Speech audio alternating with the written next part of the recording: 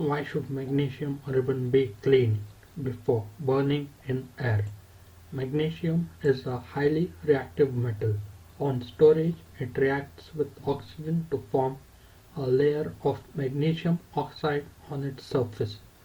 This layer is quite stable and prevents further reaction of magnesium with oxygen.